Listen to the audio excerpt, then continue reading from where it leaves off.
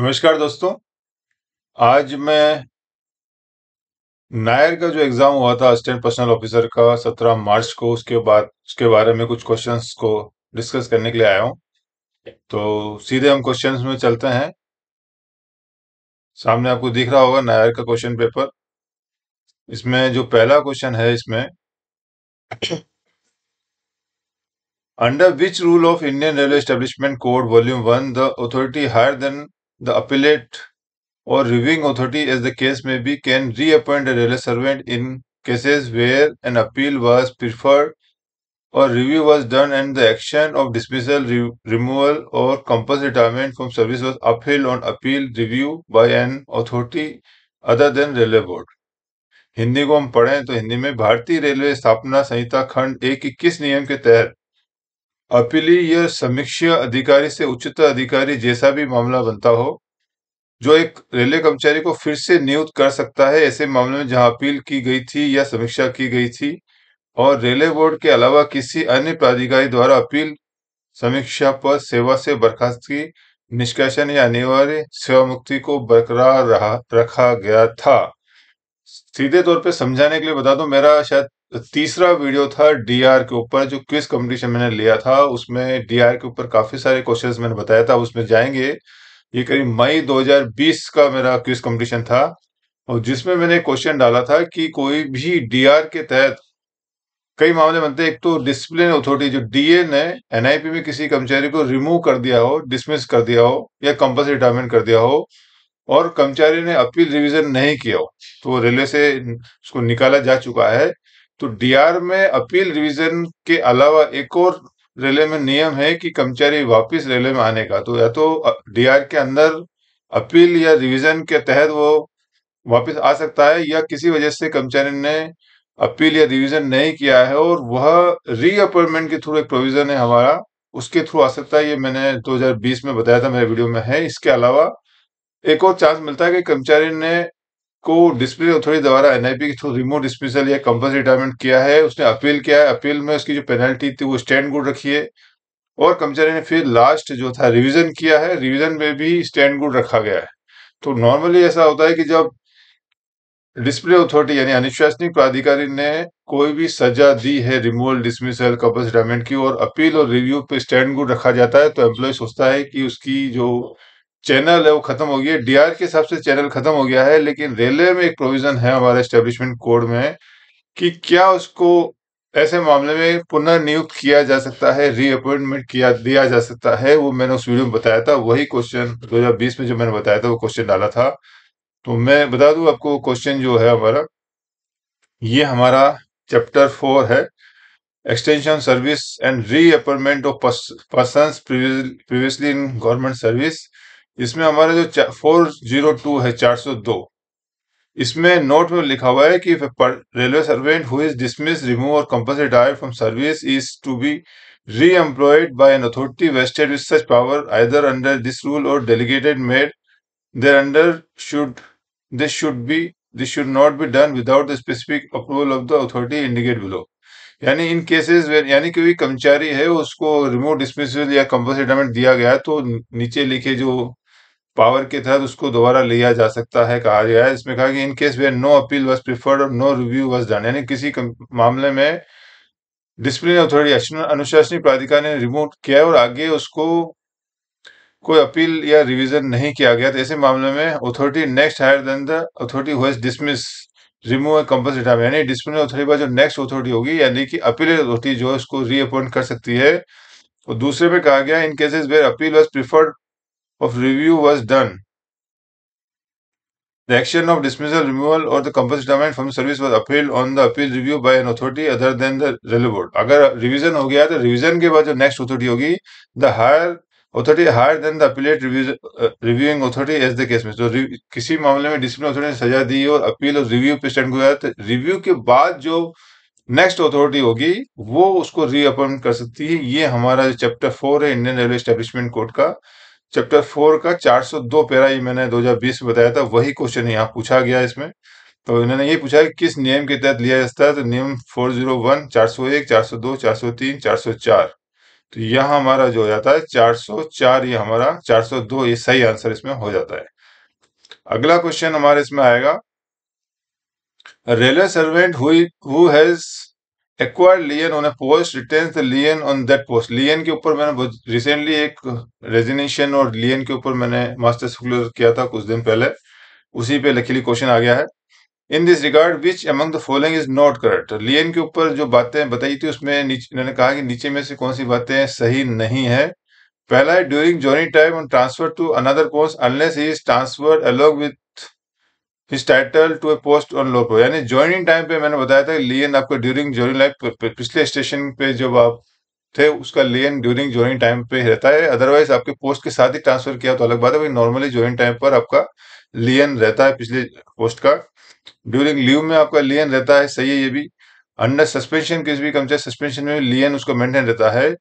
D में कहा गया है, while on foreign service deputation और state beyond the maximum limit admissible under the order of government issued from time to time. तो इसमें नियम यह है कि कोई भी कर्मचारी जो है अगर डेपुटेशन में है तो डेपुटेशन की पूरे पीरियड के दौरान फॉरेन सर्विस के दौरान उसका लियन भी रहता है, लेकिन उसमें एक प्रावधान दिया है कि कोई भी कर्मचारी जो है डेपुटेशन की जो मैक्सिमम अवधि है उसके बाद वो नहीं आता है तो उसको इमीडिएटली जो लियन है उसको टर्मिनेट कर दिया जाएगा, ऐसा कहा गया है, मैंने जब पढ़ाया था।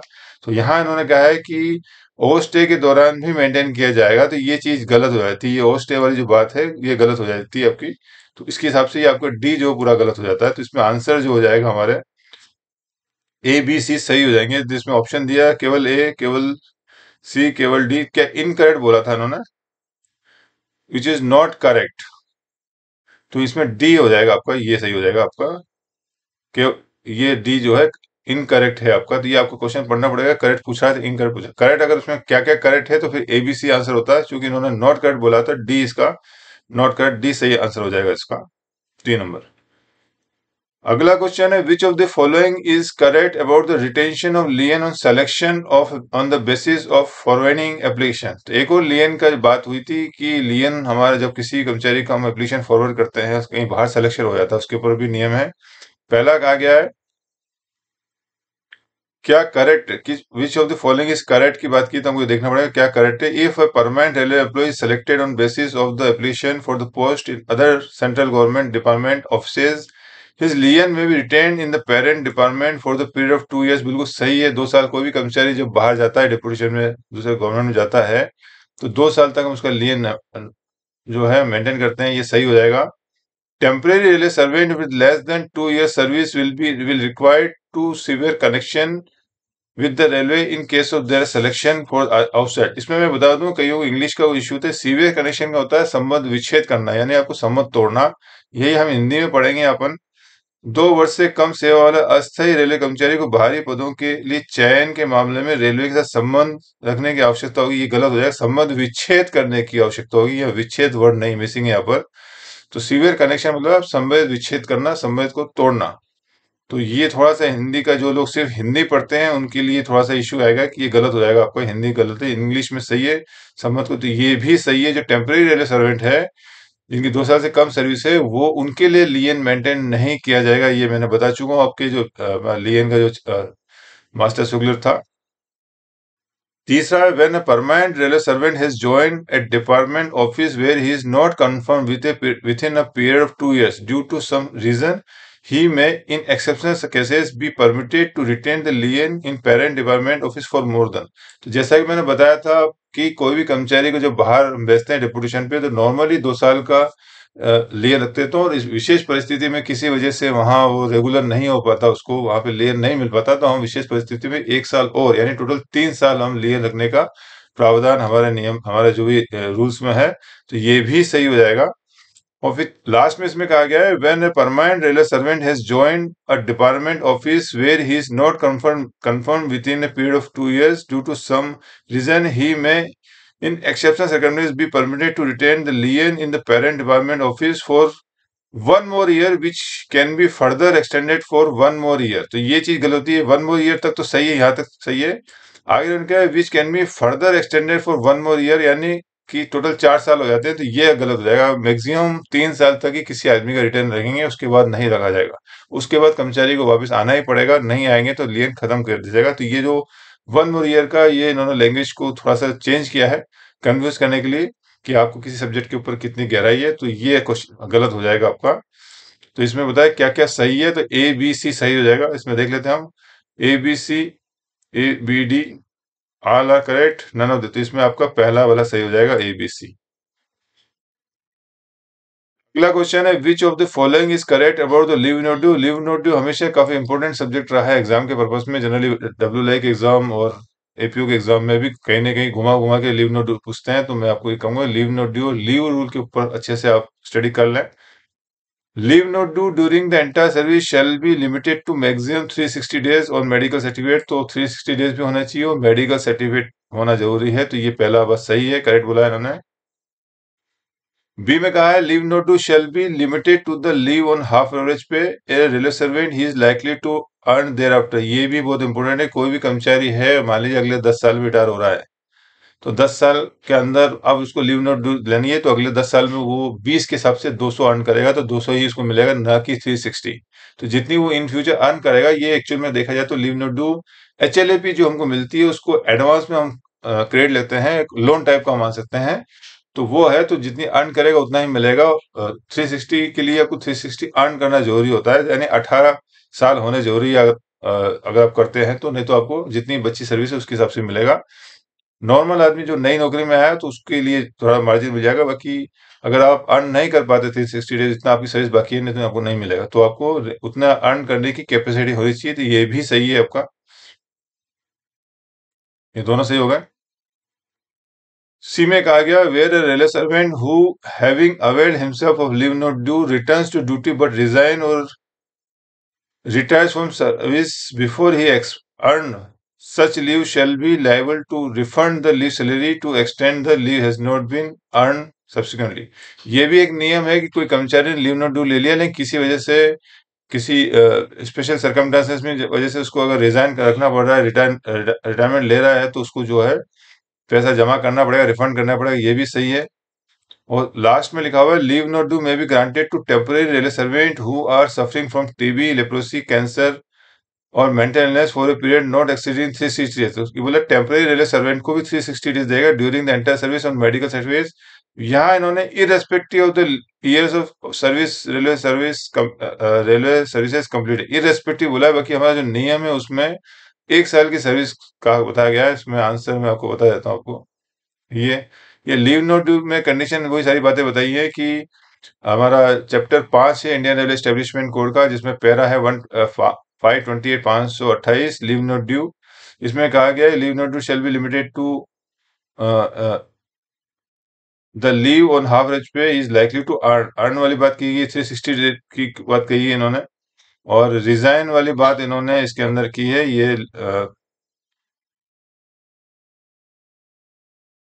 यहाँ कहिए, वेयर रेलेसेंट who avail himself leave not due returns to due but resign और retire from service before he has earned such leave shall be liable to refund the leave salary. ये बी आ जाएगा, 2 बी में कहा गया है।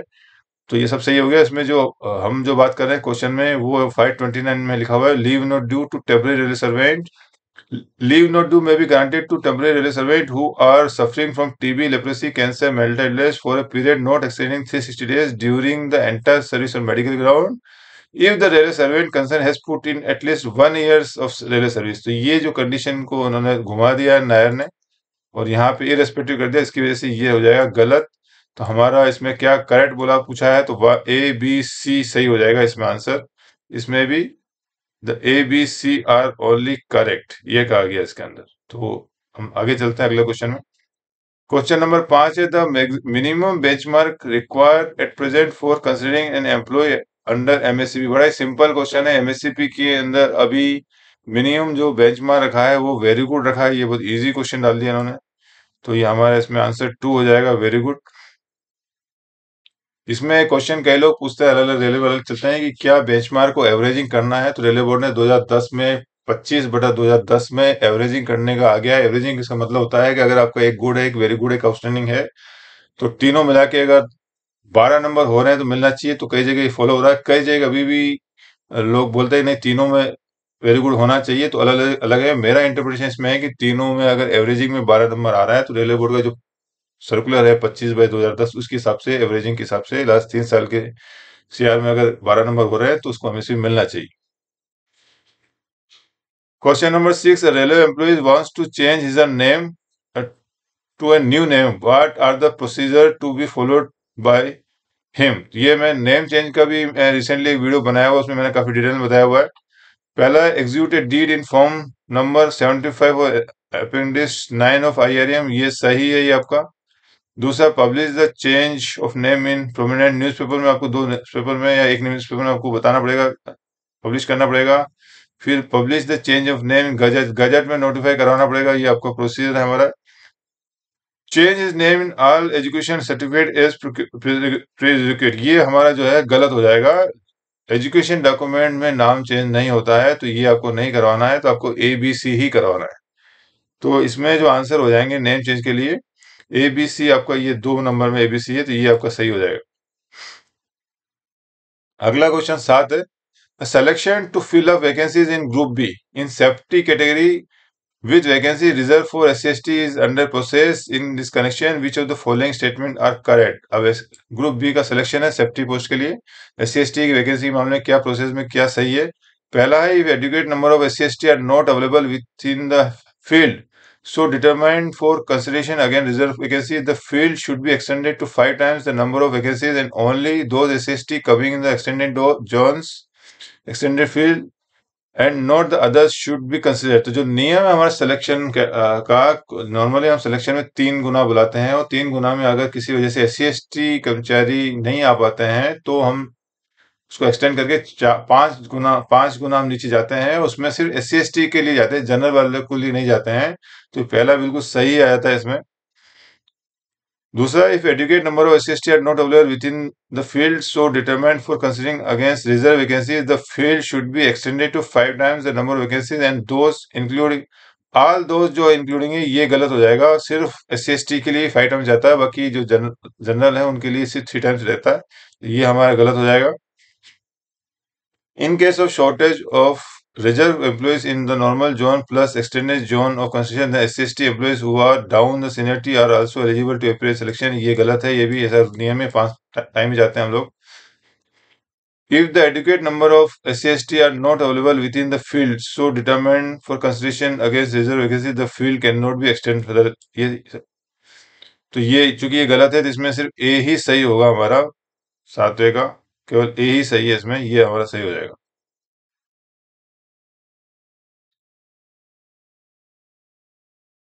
अगला क्वेश्चन है erroneous promotion of chapter 2 of IRAM। Chapter 2 है हमारे इंडियन रेलवे एस्टेब्लिशमेंट मैनुअल का।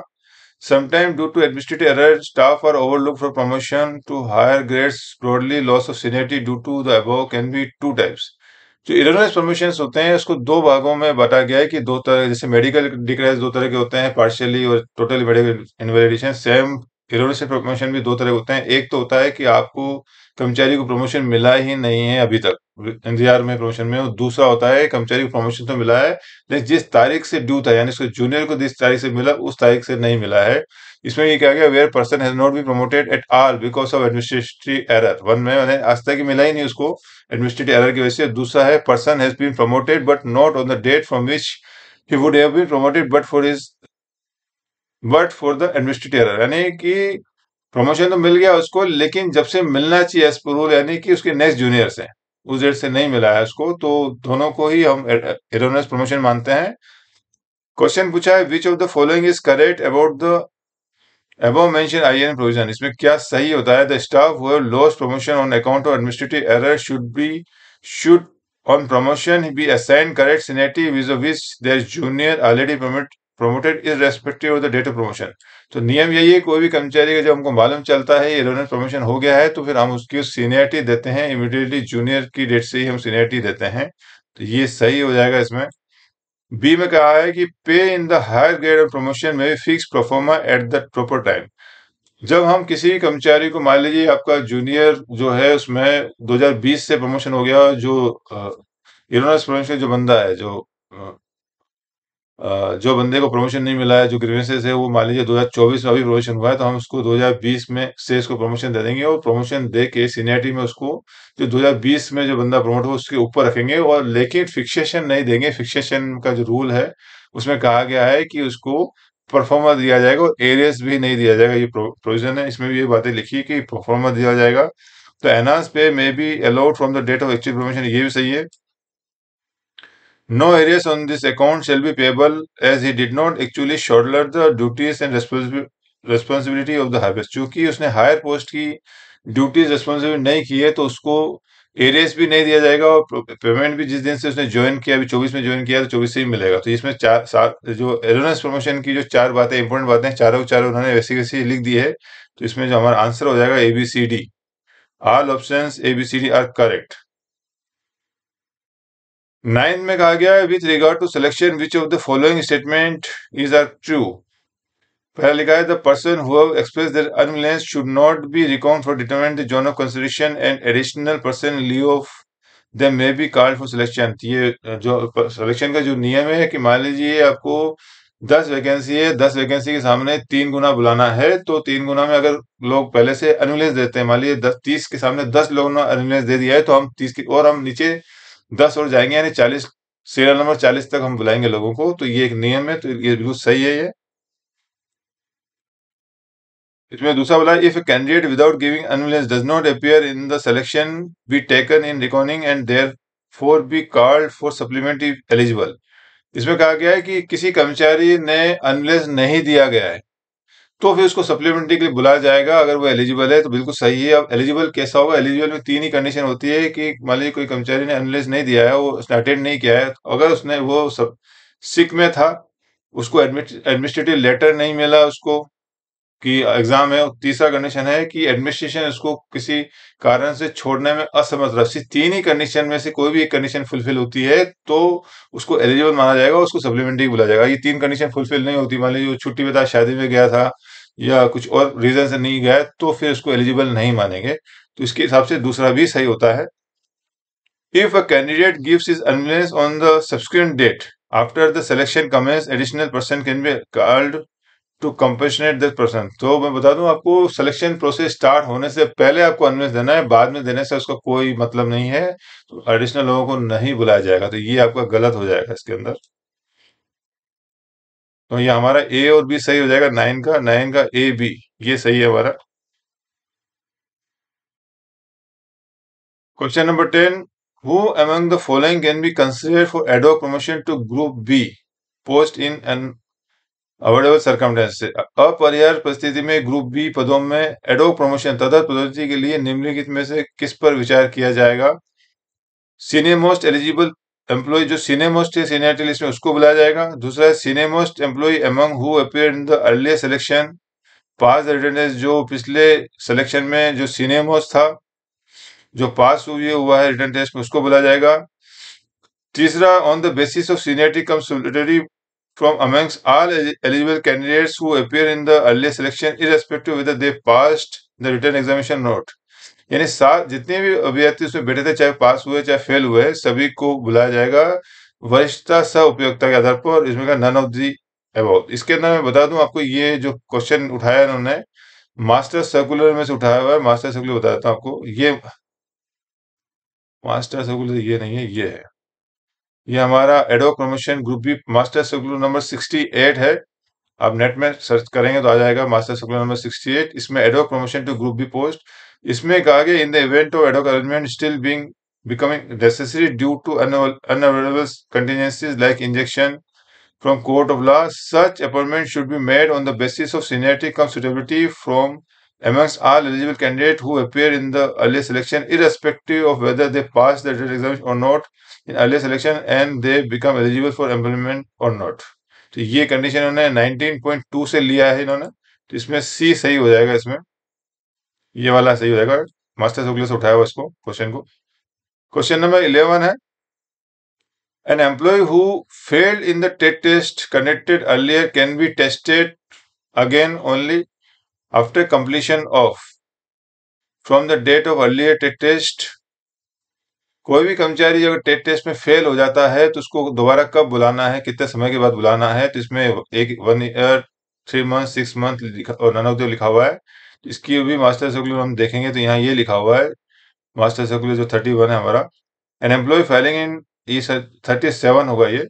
N employee failing in a suitability test should be considered only for a fresh suitability test after a lapse of 1 year। तो यहाँ 1 साल आ जाएगा इसके अंदर, ये 1 साल हो जाएगा। मेरे ख्याल से की में देख रहा था, की में कहीं 6 मंथ बता रहे थे, लेकिन मेरे हिसाब से तो जो है कि हम अगर नायर का देखेंगे 11 नंबर का, ये 11 का हम की देखेंगे तो यहाँ इन्होंने 6 महीने बताया, लेकिन मेरे हिसाब से जो 1 साल है इसमें, जो हमारा लेटेस्ट मास्टर सर्कुलर 37 बताया उसमें। अगला क्वेश्चन है, if the duties of railway employees are strenuous in the nature, involving continuous concentration or hard manual labors with the little or no period of relaxation, then the employee is declared। तो ये जो कर्मचारी है उसकी कठिन प्रकृति की duty में जब आता है कंटिन्यू एकाग्रता, वो सिंपल इसमें है कि इंटेंसिव में बंदा आएगा 6 घंटे का, ये बताया हुआ मैंने। जिसमें बहुत ज्यादा एकाग्रता रहती है वो इंटेंसिव होता है, जिसमें बहुत कम एकाग्रता, बिल्कुल ऐसा लगता है कि काम नहीं के बराबर है, लेकिन उसकी प्रेजेंस प्लेस ऑफ ड्यूटी भी जरूरी है, तो वो आता है ईआई में। तो जिसका एवरेज जो इंटेंसिव में भी नहीं आते और ईआई में भी नहीं आते, रेगुलर नेचर का वर्क है वो सी में आते हैं। तो ये मैं बता चुका हूँ क्वेश्चन अपने एचयूआर के जो मैंने वीडियो बनाए थे, इसका क्वेश्चन का आंसर ये 1 हो जाएगा इसमें, इंटेंसिव। अगला question, which of the following is correct about the short of. Short of के बारे में भी मैं डिटेल में काफी बता चुका हूँ यहाँ पर। यहाँ पे इन case of intensive work, intensive के लिए शॉर्ट ऑफ जो है 12 घंटे का होता है, सी का जो है आपका 10 घंटे का होता है, और ईआई का 8 घंटे का शॉर्ट होता है। ये यहाँ चेक कर लेते हैं, यहाँ पे इन केस ऑफ इंटेंसिव यहाँ 12 घंटे बता दिए, सही है। मिक्स्ड जो होता है इंटेंसिव वर्कर में, मिक्स्ड जहाँ रोस्टर होता है उनके लिए 14 घंटे का शॉर्ट ऑफ होता है। In case of continuous workers में 10 घंटे होता है, और ईआई में जो बताया है वो 8 घंटे होता है। यहाँ चार सभी सारे जो इन्होंने ऑप्शन दिए हैं वो सारे सारे सही है। तो इसमें आपके option A B C D सब सही हो जाएगा। Short of long on, long on उल्टा हो जाएगा, इंटेंसिव में लॉन्ग ऑन जो होता है आपका 12 घंटे हो जाता है। सॉरी, इसमें इंटेंसिव में लॉन्ग ऑन 8 घंटे हो जाता है, कंटिन्यूस का लॉन्ग ऑन आपका 10 घंटे रहता है, और ईआई का लॉन्ग ऑन 12 घंटे होता है। बिल्कुल उल्टा हो जाता है, ये लॉन्ग ऑन यहाँ आ जाएगा, इंटेंसिव 8 घंटे हो जाएगा। तो ये क्रॉस सी का तो 10 ही घंटे रहेगा लॉन्ग ऑन, और शॉर्ट ऑफ 12 और 8 हो जाएगा, और ये लॉन्ग ऑन इसका 8 और यहाँ 12 आ जाएगा। तो ये चीज अच्छे से याद कर लीजिए। Question number 14, railway employee on retirement are permitted to retain railway quarter. जो कर्मचारी रिटायर हो जाते हैं उनको मकान रोकने के लिए बारे में ये क्वेश्चन पूछा गया है। For a period of dash month on payment of normal rent and next dash month of education sickness. ये एजुकेशन सिकनेस ग्राउंड अभी हट गया है नई पॉलिसी के हिसाब से, अभी आप विदाउट एनी रीजन रख सकते हैं। तो यहाँ पे भी आपके 4 मंथ्स आते हैं, और अभी यहाँ पे भी 4 मंथ्स आते हैं, क्लियर पॉलिसी आ गई है विदाउट एनी रीजन। बस इतना है कि आपको यहाँ नॉर्मल रेंट लगेगा और नेक्स्ट 4 मंथ में आपको डबल रेंट लगेगा। तो यहाँ आपके 4 और 4 दोनों सही है, ये रीजन हट गया है। तो क्वेश्चन नंबर हमारा 14 हो गया है। क्वेश्चन नंबर 15 में कहा गया है कि railway servant ward studying in 9th and 11th। ये रिटेंशन जनरली जो हमारा होता है वो जैसा अभी बताया यहाँ पे कि 2+6 मंथ्स लगता है यह एजुकेशन सेशन खत्म होने तक। लेकिन रेलवे बोर्ड ने, जो मैंने एक master circular retention railway quarter में बताया था, कि जिसके बच्चे 9th और 11th में पढ़ते हैं उनको 10th और 12th के एजुकेशन सेशन कंप्लीट होने तक की बेनिफिट दिया है। अभी जो रिसेंटली जो रेलवे बोर्ड की पॉलिसी आई है उसी पे उन्होंने क्वेश्चन पूछा गया है कि एक रेलवे कर्मचारी का बच्चा है, उसके स्थानांतरण के समय कक्षा 9वीं या कक्षा 11वीं में पढ़ रहा है, शैक्षणिक आधार पर पोस्टिंग के पिछले स्थान पर रेलवे क्वार्टर को बनाए रखने की अनुमति कब तक दी जाएगी। तो till the end of current academic session जो है वो, अगर बच्चा 9th और 11th के अलावा जो पढ़ रहा है किसी और में, 6th में, 7th में, 8th में और 10th में या 12th में, तो ये आंसर आएगा current academic session plus next academic session. ये एक है। उसके बाद एक 15 डेज, ये एक रूल हो रहा था हमारा कि कोई भी एकेडमिक सेशन होता है यहाँ पे करंट में भी, तो यहाँ पे भी +15 डेज लगाना पड़ेगा अगर वो बंदा जो है 8th में, 7th में सिर्फ एंड एकेडमिक सेशन +15 डेज और मिलता है। तो ये हमारा इसमें ये आ जाएगा, सी का आ जाएगा, till the end of academic ऑब्लिक स्कूलिक सेशन ऑफ क्लास 10th और 12th रेस्पेक्टिवली +15 डेज एक्स्ट्रा मिलता है उसको। ये हमारा नियम है। तो इसमें ऑप्शन 3 सही हो जाएगा। क्वेश्चन नंबर 16 है the family of railway servant who dies while in service may be permitted to death case में एक नियम जो है वो हमारा उस पर क्वेश्चन पूछा गया है कि the family of railway servant who dies while in service may be permitted to retain the railway quarter on payment of normal rent for maximum of period, इतना टाइम बताया हुआ है। If she does not own a house at the place of posting, इसमें दो question बनते हैं कि कोई भी कर्मचारी अगर उसकी डेथ हो जाती है तो उसको परिवार को वहां मकान रहने की जो अनुमति दी जाएगी।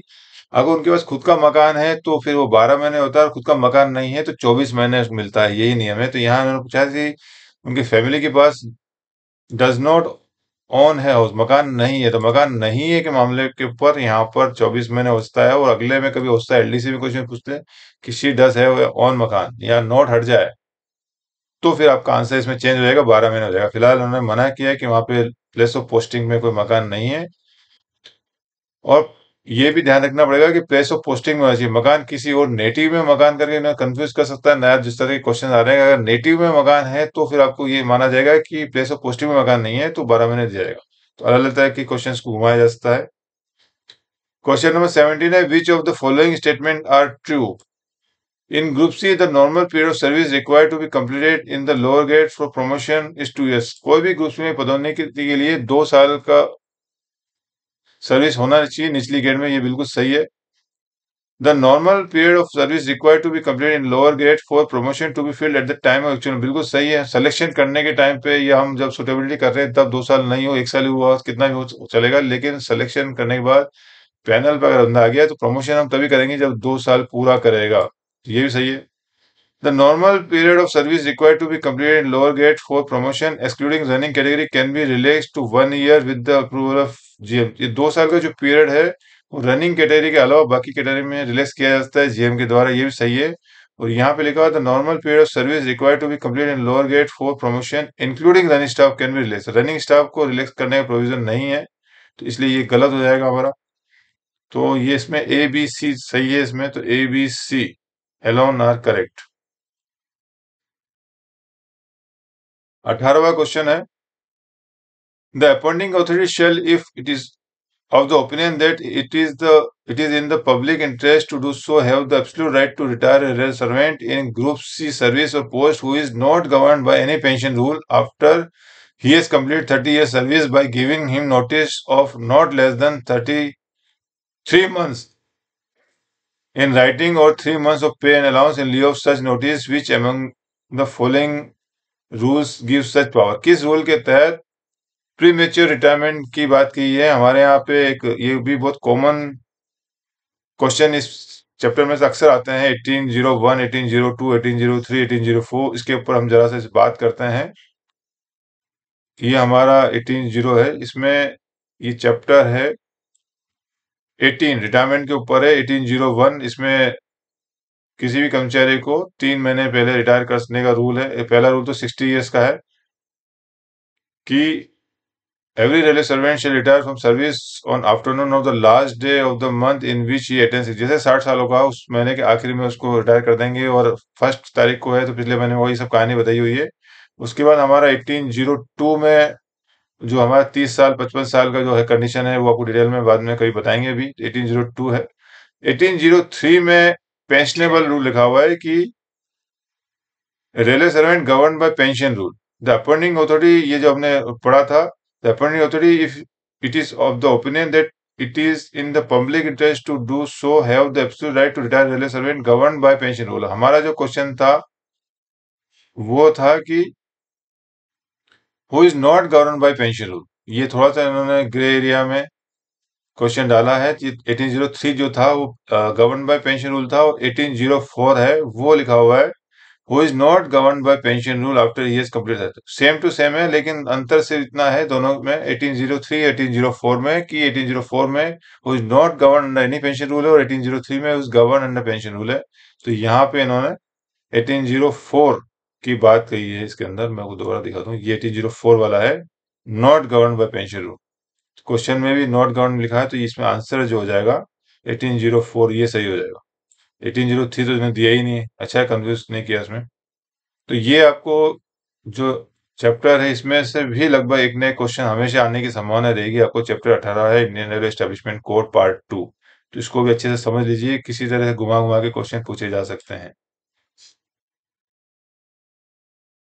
अगला क्वेश्चन है 19 रूल 1343, ये भी इंपॉर्टेंट है। Where the authority compared to order restatement of ristment is of the opinion that railway servant who has dismiss remove compulsory retirement has fully exhaust. कोई भी कर्मचारी है वो रिमूव डिसमिस से कंपल्सरी रिटायरमेंट कर दिया है, और जो उसकी अधिकारी है, अपीलेट अथॉरिटी अधिकारी या रिवीजन अथॉरिटी जो भी, उसको लगता है कि जो रिमूव डिसमिसल किया है वो पूरी तरह से दोष मुक्त कर दिया है, वो अ, तो उसको बारे में वो निर्णय लेगा। कोई मामले में किसी कर्मचारी को दोषमुक्त करके उसको बाइज्जत बरी कर दिया है, एग्जॉट कर दिया, दोषमुक्त कर दिया है, अगर अपीलेट अथॉरिटी ने माना है कि कोई दोष नहीं है उसका, उसको पूरा तरह दोषमुक्त कर दिया है, तो जो पीरियड में रिमूव डिसमिस से रीस्टेट बंदा जो होगा, यानी इसको जिस दिन से रिमूव किया है और जिस दिन से इसको रीस्टेट किया है, उस पीरियड को, बीच वाले पीरियड के बारे में सर्टेन बातें कही गई है। पहली है, the railway servant can be paid full pay and allowances to which he would have been entitled had he not been dismissed, remove, compulsory retirement और suspended prior to such dismissal, removal, compulsory retirement as the case. यानी कोई कर्मचारी होगा, अगर उसको remove dismissal नहीं किया था, तो जो पे अलाउंस ले रहा था वो सारा का सारा पे अलाउंस दिया जाएगा, ये पहला ही बोलता है। The period of absence from duty, including the period of suspension, proceeding the dismissal, removal and compulsory retirement as the case may be, can be treated as duty। पूरा जो पीरियड है, तो उसको फुल पे अलाउंस जब दे रहे हैं तो ऑब्वियसली उसको ड्यूटी मानना पड़ेगा, तो उस पीरियड को ड्यूटी मानना मान सकता है, पूछा गया है। In case an authority is of the opinion that termination of proceeding institute against the railway station had been delayed, अगर उनको लगता है कि ये जो प्रोसीडिंग हुआ तो डिले हुआ है, एम्प्लॉय की तरफ से डिले हुआ है, तो उसमें लिखा हुआ है कि the authority is having liberty to decide whether the quantum of pay and allowance after giving an opportunity to make representation and after considering the representation। अगर अथॉरिटी लगता है कि जो प्रोसीडिंग तो डिले हुई, जिसमें कहीं ना कहीं डायरेक्टली इनडायरेक्टली एम्प्लॉय की उसमें जवाबदारी है, तो वह उसको शोकॉज नोटिस देगा। उसके बाद कि भाई आपके मामले में डिसाइड करना है, उसके ऊपर जो रिप्रेजेंटेशन आएगा उसके ऊपर वो डिसाइड कर सकता है कि क्या पे देना है उसको, अगर उसमें एम्प्लॉय की डिले में एम्प्लॉय का भी जवाबदारी है।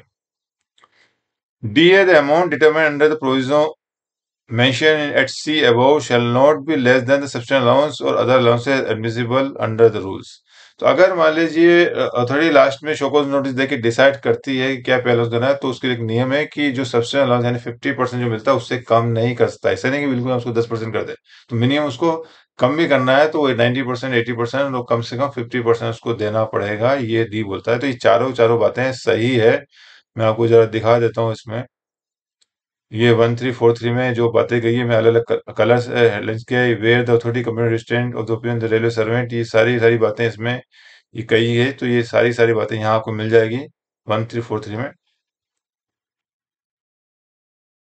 तो ये सारी सारी बातें जो है वो सही है, तो इसमें हम ए बी सी डी ये सब सही हो जाएगा इसमें। ये सस्पेंशन, अगर कोई भी कर्मचारी जो है वो रिमूव डिसमिसल कर दिया है, तो कई बार वो कोर्ट में केस जीत जाता है, तो कोर्ट की वजह से अगर उसको एक्सनोट किया जाता है, या फिर अपीलेट होती है, रिवीजन अथॉरिटी जो है किसी को पूरी तरह एक्सनोट करती है, दोष मुक्त करके उसको रजिस्टर करती है, यानी चार्जेस ड्रॉप कर दिए जाते हैं उसमें, ऐसे मामले में अगर, तो वो इस तरह के मामले चार उसके बाद ऑप्शन होता है डिसाइड करने का।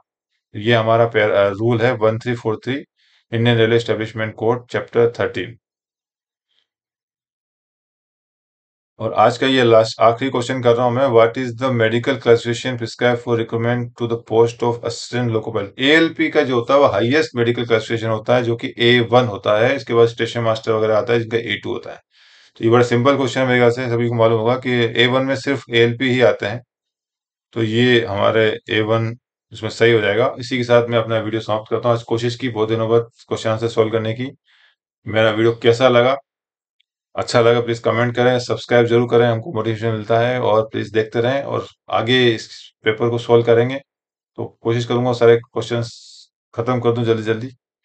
धन्यवाद वीडियो देखने के लिए।